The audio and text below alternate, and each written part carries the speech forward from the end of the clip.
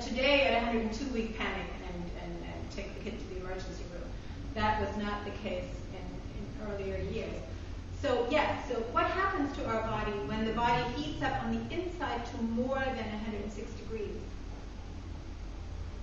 The cells start dying. Yes, the brain cells start dying because the brains are the most watery of all our cell tissue, the most hydrous. So they literally get boiled up from the inside.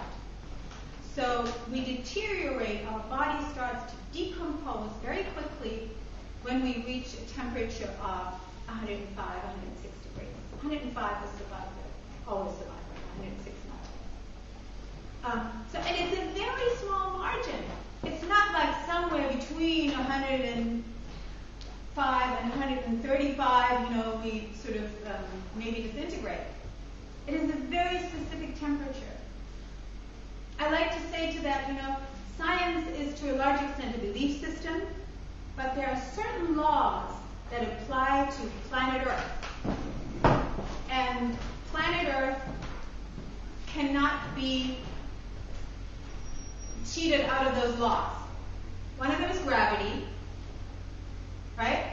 If I drop something, as long as I'm within the Earth's atmosphere, the magnetic force of the Earth will pull everything of any mass toward it. A feather, not so fast because there's a lot of resistance in the air, but still, gravity is one of the undebatable laws of planet Earth, of life on planet Earth. Another one is this temperature thing. There are only certain temperatures within which we have life as we know it. Our cells reproduce themselves and reproduce normally. A healthy cell produces another healthy cell. What do we need for this multiplication process? Every 7 years we have a body that is entirely new. However, it can only reproduce if it has what elements? Any of you sort of, what does cell reproduction need? Very, very important. Enzymes. And we're sort of slowly getting to understand that. Essential fatty acids. There's a Dr. Budwig, and she was a German scientist who discovered this relationship of cell reproduction and essential fatty acids. And there's somebody here too, Brown, I think is his name, realized that essential fatty acids are very crucial in reproducing healthy cells. And if you don't have essential fatty acids, you produce crippled cells. And crippled cells produce more crippled cells. And then what do we get? Degeneration. We get cancer, for example. Growth that's just sort of growing totally out of concept, mutated into something that cannot have structure or function within our body. So when cell reproduction does not get enzymes and essential fatty acids and the phytonutrients, etc., all these other little things, but these two elements very, very crucially. Now, where do we find essential fatty acids and where do we find enzymes? Raw foods. Yes.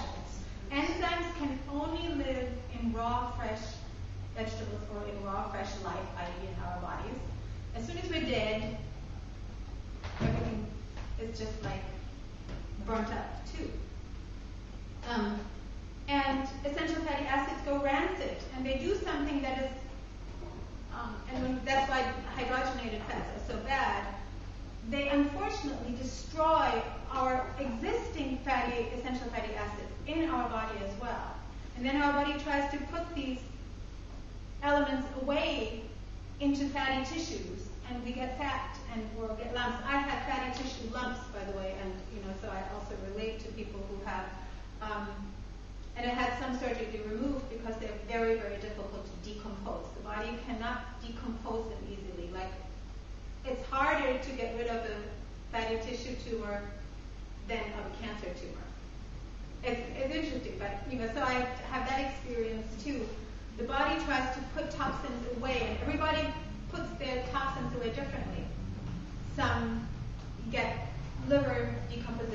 Some get kidney infection. Others get arthritis, etc. And the joints are constantly inflamed, etc. So there are really two ways that crippled cells, or two main ways that crippled cells behave. One, they grow cancerous, which means they don't have structure. The healthy life structure is not there. Or we have inflammation. And everything else almost has inflammation, from arthritis to kidneys to nerve damage often, etc. So we have the two reactions, and to me what arthritis is the body trying hard to fix a problem and creating feverish situations, for example, in the joints, right? And it doesn't have the tools to fix it. It doesn't have the essential fatty acids, the enzymes, and the oxygen supply, everything else that comes with good nutrition. So it cannot fix it, and it's constantly trying, and it's inflamed, and it's feverish, and so we're all running around with these bodies that are screaming for us to give them the nutrients to fix themselves. And the screaming is expressed, this sounds very naive, but it is, in a way, really what it is. Because give your body a couple of days of juice fast or a couple of weeks of raw food, and you will feel immediately how, oh my God, I can start the fixing. It's working. And it's like, and the good news is that what took decades maybe to degenerate only takes weeks, months to fix. And that is really the good news. When you think of it, it's amazing. You know, people go to, I just sent a client of mine down to Hippocrates Institute because he'd had 20% kidney function, nerve damage that he couldn't move anymore, he couldn't feel his hands and his feet, diabetes, stroke. So his body was completely saying, I can't do this thing anymore, this life thing. You know, I can't move, I can't digest, I can't clean the blood, kidney, etc. He couldn't go on dialysis because his veins weren't functioning properly. And so sent him down to Hippocrates. He now up and moved all the way to Florida and has his own place, drives again, walks again. And, you know, he still has a way to go because he was very far out there, very close to no return. So, Hippocrates Institute is one of the institutes that uses nutrition and raw foods mostly for self-healing, to teach people and to show people how to self-heal. And of course, the notion is always that we're not here treating you medically, we're only helping you to heal yourself. And that is my notion too, as I'm speaking to you. So, it needs the consciousness to be doing that, however.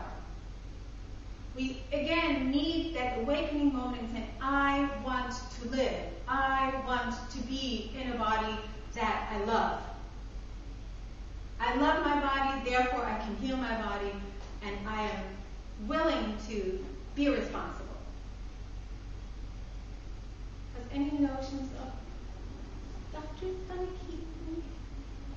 keep me in good medicine? Is not going to do it. You need to take charge. So with that, I think we're going to wrap up this part and are going to explaining what's in the various dishes that I have brought for you to taste. And if you so desire, we're also going to make a green smoothie. And a very simple one. But again, it's so simple. It's so lovely. So, Thank you. You're very, very welcome. And please ask any questions that you might have. I'm very happy to share. And for you guys out there will be more to come in the